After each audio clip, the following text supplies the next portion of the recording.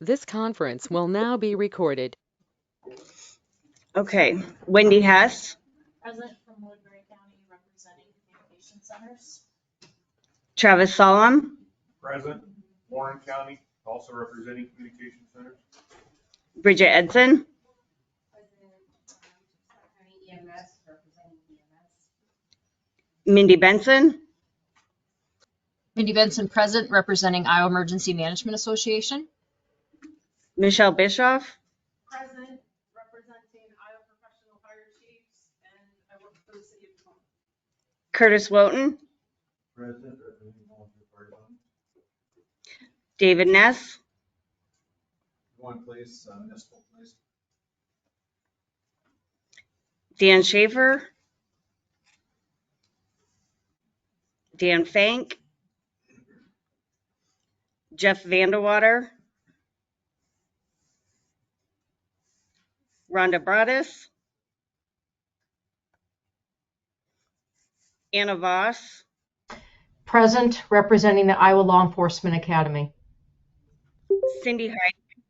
Present, representing Iowa Health and Human Services. Daniel Brown. President, Department of Management, representing Department of Transportation. Michael Strausser. Or Matt Bruner. Matt Bruner, President of the Iowa Heath Hove. President, Iowa Department of Public Safety. Patrick Updike. President, Iowa Department of Corrections. Blake Jerushi. President, representing Iowa Department of Homeland Security and Emergency Management. Jessica Turba. Here representing the Iowa Department of Management. And are there any legislative members on? We do have a quorum. Great, thank you. Welcome everyone to our February meeting, and I will entertain approval of today's agenda. So moved. Second. I have a motion and a second. All those in favor signify by saying aye. Aye. Opposed, same sign. Motion carried. Approval of the minutes, meeting minutes from January 11th. So moved. I was moved. A second? A motion and a second. All those in favor of approving the minutes signify by saying aye. Aye. Aye. Opposed, same sign. Motion carried. That brings us to the SWIP report. So just a reminder, we are having a skip workshop following this meeting, scheduled from 1 till 5. Lunch will be delivered here very shortly. We'll just have everything in this room, in the cooler up there. Reminder from Holly to please sign in on the skip workshop sign-up sheet. It'll show what sandwich you ordered, and then she can have that for financial records if that's needed.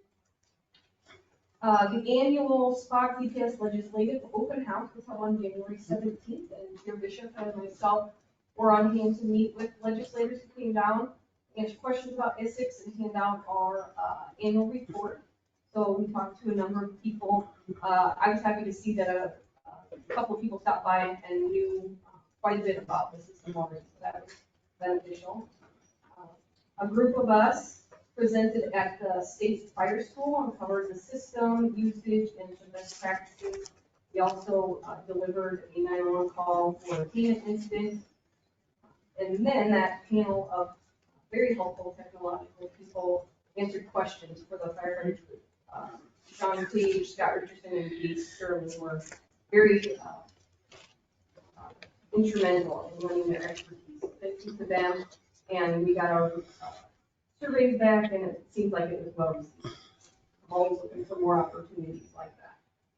An update on the REM CDP grant, remember that's the Rural Emergency Medical Communications project.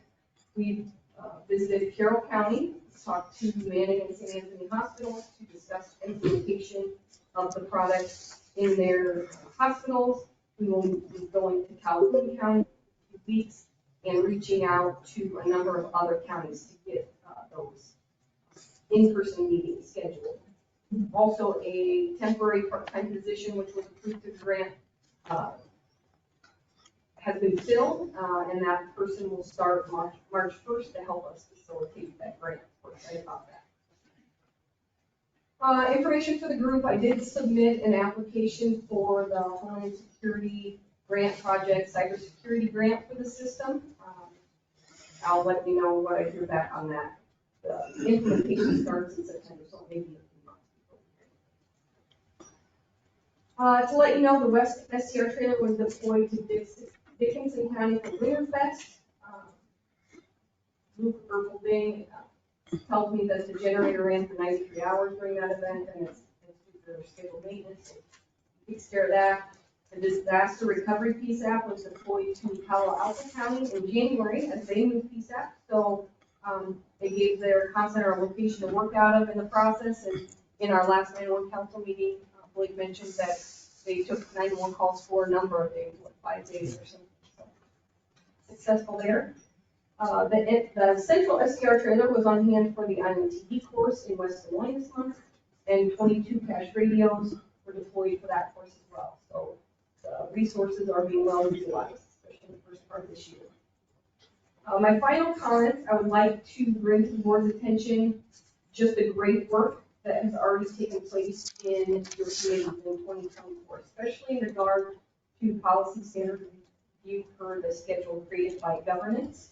The board will see those updated standards come through. Most of them look like they're going to have some minor tweaks and changes.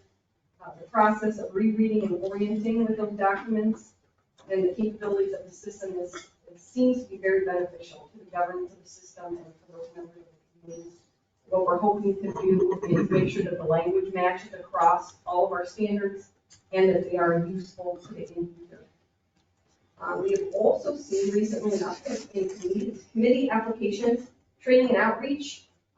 Committee has grown by a number of members, and the BRIC 5, with the help of their new chair, Max Harlan, has seen a number of new members. So I'm excited to see those groups grow. Lots of work is done at the committee level. So thank you, and thank you for sharing those opportunities with your counterparts. That's all I have.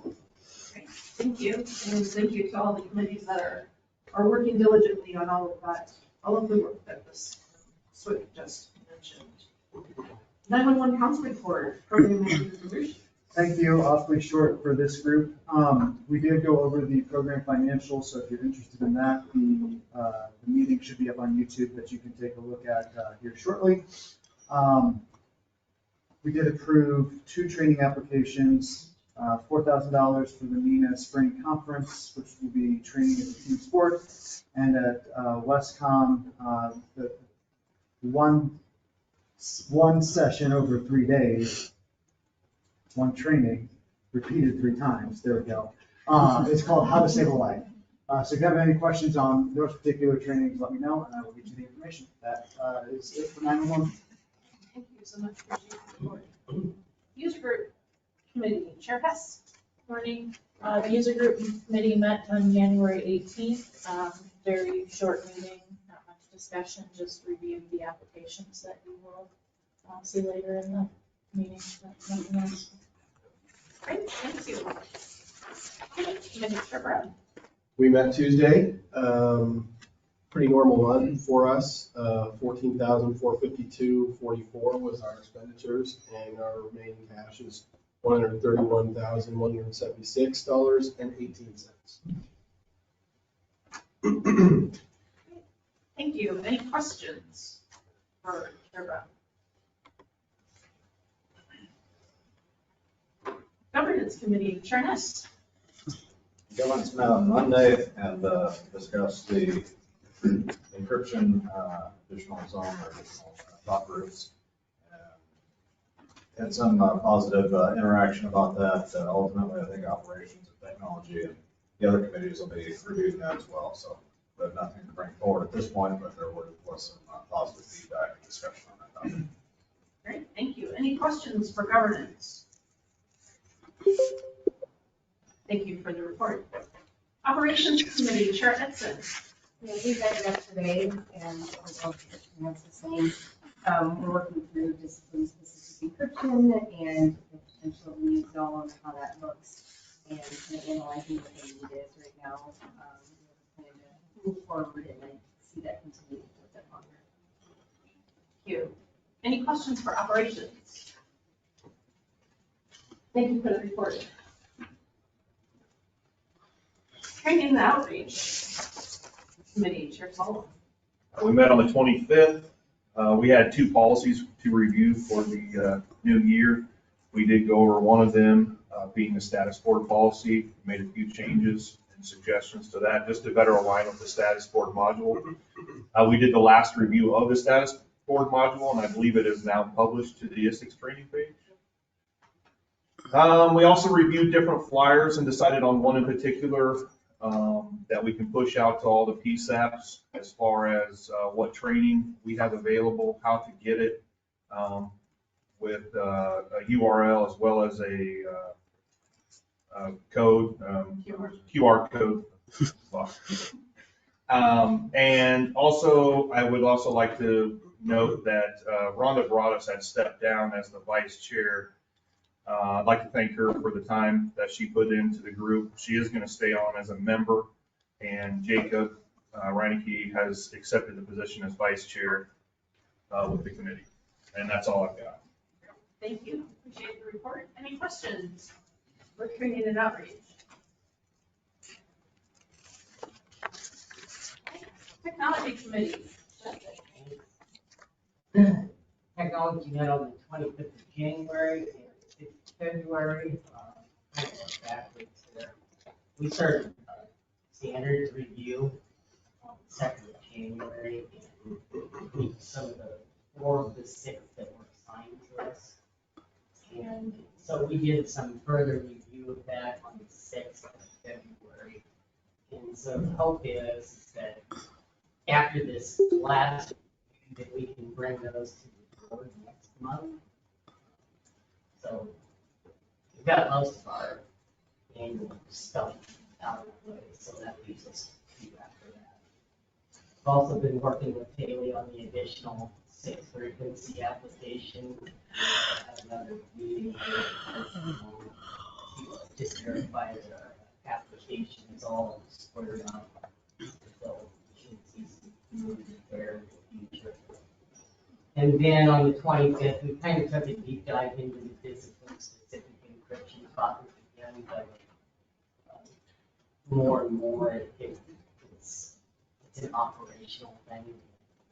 How is this going to be done operationally? So we're just carrying that a little helper. So, and that's about it. Thank you. Any questions for technology? Thank you. FirstNet Broadband Committee, Chair Benson. Good morning. Thank you, Madam Chair. The FirstNet Broadband Committee has not yet met for this month. Our scheduled meeting is next week on February 13th. At this time, we do not have any actionable items set on our agenda for next week. We do have our FirstNet briefings that will be provided by our AT&T partners a little later on in the meeting. That is the conclusion of my report. Is there any questions?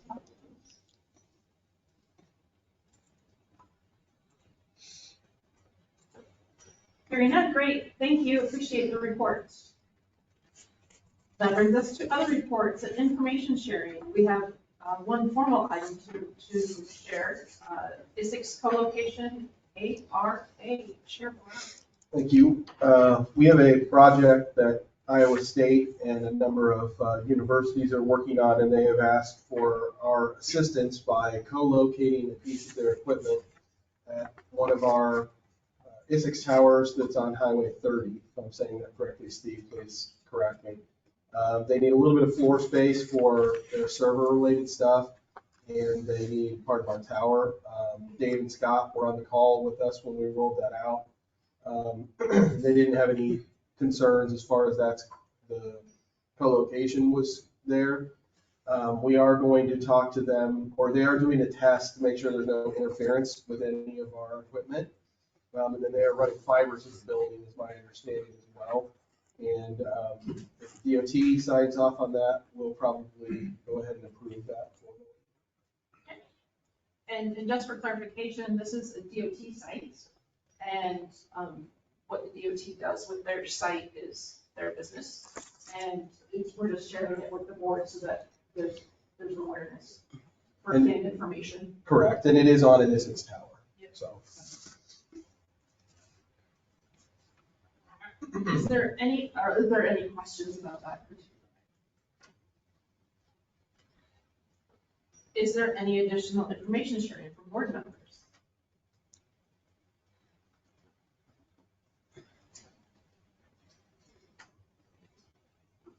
Hearing none, Isicsb System Administrator report. Scott Richardson. Thank you. I will start out with some Isicsb maintenance items. Cedar Rapids site had a fault with the HVAC unit that required a condenser replacement that has been completed. That system is now operational. We've had beacon replacements at Swingle and Clayton sites. Also, there was a propane leak discovered at Muscatine, and that has also since been repaired. The Dubuque site had a surge event. We've had a couple of surge arresters placed there, so that site is fully operational.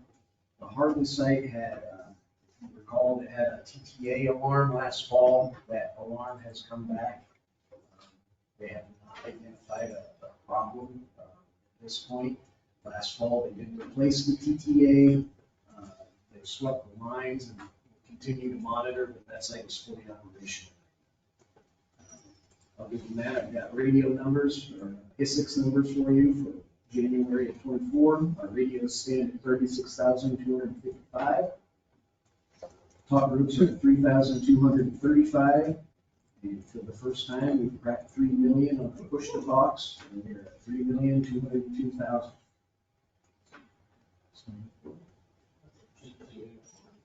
What's that? TTA, Teletalk. Wow.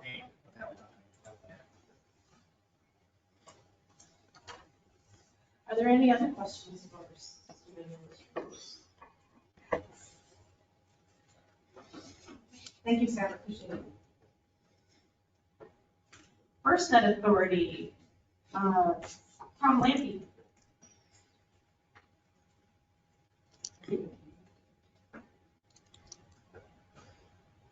And AT&T, Tyler Richard. Hey, good morning. This is Bart sitting in for Tyler at another event. He just wanted me to short update today. You know, the tower in Montgomery County, Red Oak, live. So that's all I got today. Bart, that was really hard for us in the room to understand. Could you repeat it? Oh, sorry. Can you? You're breaking up. Oh. Is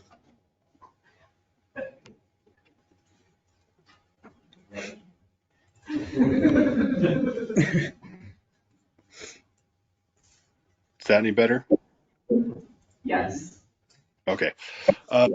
The short update is that the tower in Red Oak has gone live in Montgomery County. That's all I have. And Tower in Red Oak, we got it. Thank you so much. Are there any questions for AT&T? Thank you. SZA and Chris Myers. Thank you, Chair Bischoff. Appreciate the time today. Good morning to the board. Very short presentation today as there's a lot going on this afternoon. We do want to make the group aware of one new product that came out in January. This is a threat guide for schools and other types of authorities that's focused on social media threats. Social media threats are very, very expansive, pervasive, and often difficult to track and handle. And this guide attempts to put some resources together for those groups to look at and think about mitigation and response strategies and measures that could be directed at school districts or other entities that may receive a social media threat. This will work to connect school safety stakeholders specifically to specific tools and resources that's provided by SZA and its School Safety Bureau and other partners. This is available for download online, so if anybody would like a copy of it, it is available publicly. But if you want a direct copy of it, just let me know and I'll shoot it your way. One other thing I want to make the group aware of is that Emergency Communications Month is coming up in April. Look for some special messages from CISA, starting in the next 3 or 4 weeks of that month. So that's all I have today, Chair Bishop. Any questions? Are there any questions for SZA and Chris Myers? Thank you, Chris. Appreciate the report. That brings us to old business. We have none. New business. New Isicsb user approval. Chair Beck. So we have two applications in front of us today. The first one is Benton County 911, which is an update to level 2, and the other is the Eleanor Power Cooperative, which is also a level 2. So I will make a motion to approve those two applications. Second.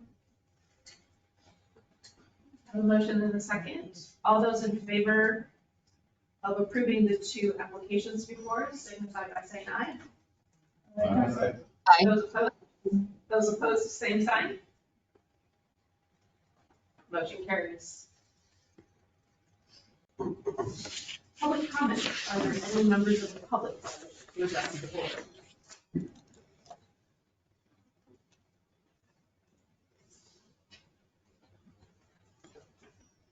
Hearing none, that brings us to adjournment. I'll entertain a motion for adjournment. So moved. Second. I have a motion and a second. All in favor of adjournment, by saying aye. Aye. We said adjourned. Thank you.